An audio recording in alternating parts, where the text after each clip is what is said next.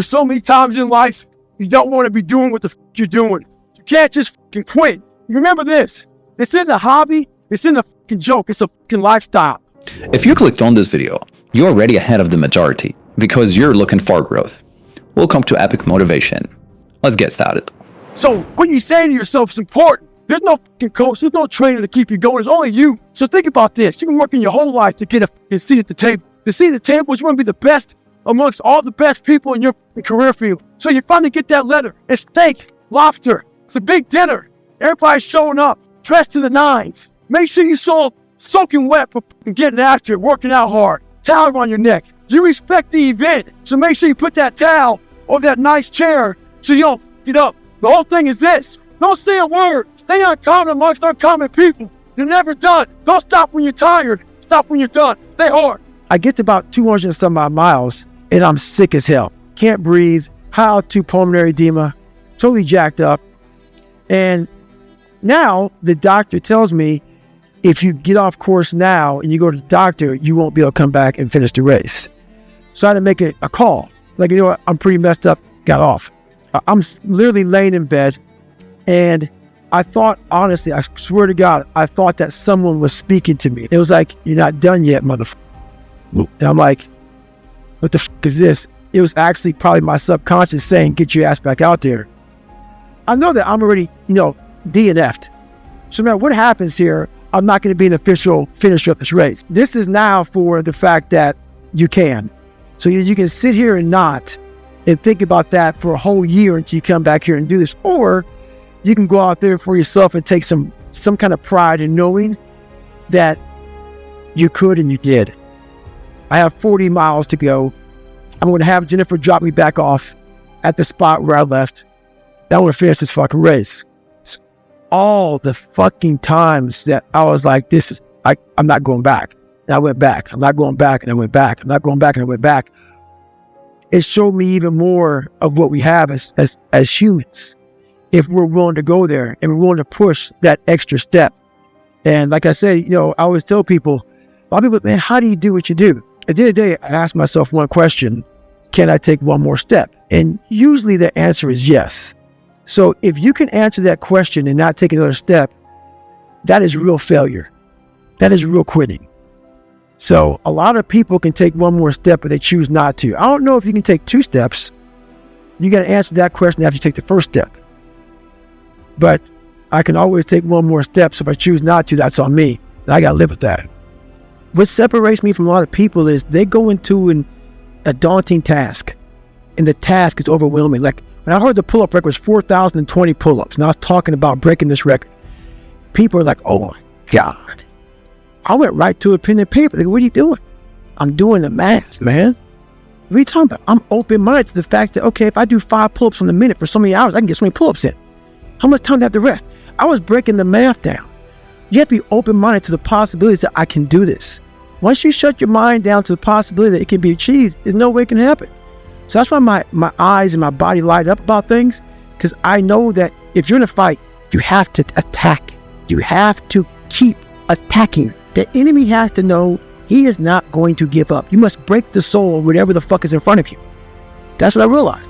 I was never breaking the soul of anything in front of me. So that's why I came up with a thing called Taking Souls in my book. I started to devise ways to break a soul of a human being, of an object, of whatever's in front of me.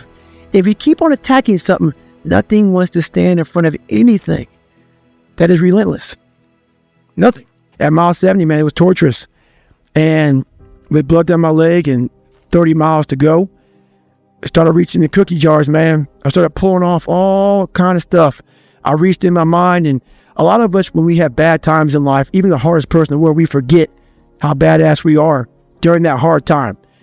I have a thing where I take a couple seconds to reflect on, hang on, man, you've been through this, you've been through that, you overcame this, overcame that. I don't ever close my mind to the fact that this can be done. And I knew I had to get up. I needed nutrition. I needed hydration. I needed to stop being dizzy. So that's the first thing I did. I didn't panic on I had 30 more miles to go to get 100. I started about the process. Slowly but surely, I was able to stand up, and I was literally hobbling around this track, just walking, no running at all. I couldn't run. My feet were in the worst pain. It's the worst pain I've been in my entire life. Nothing in any training is even comparable to this last 30 miles. And what happened was my ex-wife looked at me and she's like, man, we agreed I'm not gonna make the time. I was going way too slow. And at that time, at mile 81, something clicked that I'll never probably be able to do again, when my mind, body, spirit, soul, everything just connected. And my mind knew I wasn't fucking around anymore. It knew I wasn't gonna quit. It knew that guy was dead and buried and gone. And I was gonna die out here on this for whatever reason why I was gonna get through this motherfucker. I didn't give a damn. It made no, there was no crowds, there was no trophy at the end. I wasn't even in a race in my mind. It was nothing. It wasn't about nothing. There was no nothing. It was a bunch of people who didn't know who the fuck I was, and it was me against me. And I used all these different dark places to start bringing out light and just fucking going deeper and deeper. Ended up running the next 20 miles. I ran 101 miles, and I ran the next 20 miles, at about a 10:30 pace. And I did 101 miles in 18 hours and 56 minutes. I built Goggins from the ground up. I was born David Goggins. David Goggins wasn't good enough. He was a scared, bullied, abused kid who struggled in life. And that kid, whenever something got tough, no matter how hard I trained and how ready I was, David Goggins, the real David Goggins, would come out and he would quit. So I realized this over a period of time. So I had to build Goggins. And in that process, I have to go back to that mental lab. And that mental lab is at scratch. That mental lab is in that trained humility. And so that's where I get better. I get better when I'm digging holes in the ground, when I'm waking up early knowing I don't have to do these things. That's where I get better. It's important to stay hungry, but it's important more to stay humble within that hunger. So while you're hungry, a lot of people are hungry, but humility is everything. I always fix the things on the surface. So if I couldn't read and write, I learned to read and write. I would always fix these things on the surface level. And so whenever something hard would raise its ugly head, I didn't have any kind of tools to handle it. Like, man, I thought I fixed this already, man. But no, I didn't go deep into the dungeon of my soul to say, okay, what is making you a quitter? What is making you a weak man? What is making you afraid? And so that's why I kept on quitting and going back to start, or not knowing how to get through hard times. And that's why I always tell people, I'm not a theorist. I didn't study, I didn't study a fucking book. I literally put myself in a fire repeatedly, like a sword. You put a sword in a fire repeatedly and repeatedly. If you keep on doing that, you're going to get a nice sword. And then you keep on beating it. You got to beat the shit out of it. And that's what I am. Yeah. I became that. I said, okay, we can't quit. We got to figure out why you are this pussy. Why are you this pussy, man? What is wrong with you? What's going on here? So I kept on putting the sword back in the daggone fire, and I just beat it harder. And I beat it harder. Before I knew it, I started realizing, all right, man, the brain is starting to get hard. The brain is starting to get hard. I'm no longer a theorist. I'm now a practitioner. I put it in hell. I dissected it while it's in hell, because you can't dissect anything in a normal environment. You can't dissect anything in 72-degree weather. You must put it in the fucking freezer and freeze the fuck out of it. And then you dissect it. Dissect it when it's miserable. Dissect the brain when all it's thinking about is, I need to get out of here, man. I want to get out of the fucking freezer. Open the door. And you said, nah, 5 more seconds, man. 5 more seconds in the freezer. And that's when you start to pick that brain apart. And that's what all this stuff did to me. I kept on putting myself back into the freezer or the fire and beating the shit out of myself, mentally and physically. Before I knew it, this is what happened. Hell Week's 130 hours. And 130 hours is a lot of seconds. A lot of fucking seconds. And if you lose, let's say you win every second but one, you lost. It only takes 1 second for you to lose the whole thing. You're in a situation where life is sucking. Let's say you're in extreme cold water and your life is flashing before your eyes. Every time that wave goes over your head, your thought process is, I got to get the fuck out of this water. And you're in Hell Week. And you're hour 1 of 130 fucking hours. It's all fun and games, okay? Because at the beginning of Hell Week, the guns are going off. It's like a pep rally. So you're fucking hyped up. And your boys are linked arms. And you're getting sprayed. And it's like a fucking pep rally. But then what they do is they shut that shit off. They shut it off. All that hoo-yah, all that hype gets real quiet. And they march you out to that surf zone for something called surf torture. And it's that water, that Pacific Ocean is cold as shit. So no more pep rally. You're now in your head. You're linked arms with, your brothers beside you. You don't know if they're going to be there long or not. You don't care. You think about yourself. You lay back and that first wave hits you. Your mind goes straight from hour 2 all the way to hour 130. You can't process 5 days of shit. You're now in like, I gotta get out of here. You're in fight or flight. It's cold. I can't be cold this long. And then this is where that 1 second decision comes in. You forgot every reason why you wanted to be there. You don't care about SEALs. You don't care about any of this shit. You don't care about fighting for your country. You don't care about that gaudy gold trident that they put on your chest. You don't care about any of that shit.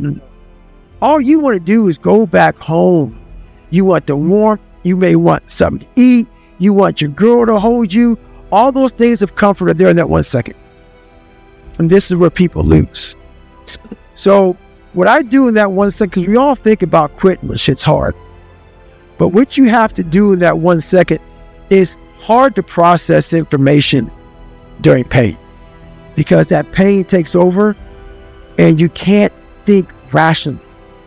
You're thinking about fight or flight, save yourself. That's not a rational thought. It's not a thought that's going to get you through hard times. Most people fail that 1 second. So what happens, what I do in that 1 second, and there's a bigger process to all this, but in that 1 second, so I physically stay in the water, but mentally, I'm on the fucking beach with the fucking instructors. And the instructors, it's cold outside, so they got these parkas on. They got their cup of fucking Joe, and they're warm because they've already been through it. So now it's your turn to go through it. So mentally, I get back with them. I'm still in the water physically, but mentally, I'm back with them. I'm chilling. I got my parka on, and now I'm thinking logically because I'm warm now. Mentally, I'm warm. I've taken that 1 second. Let's not quit yet, Goggins. Let's fucking think about your options. Where are you going to end up if you quit this shit? Where are you going to go? What are you going to say to yourself? Because you know you're going to get warm. The second you get out of this water, you could take a shower and you could be warm. And in 5 days, you could be out. So I start thinking logically. I calm my brain down because your brain just wants to get out. Ring the bell, put your helmet down, get warm, and then you're really fucked.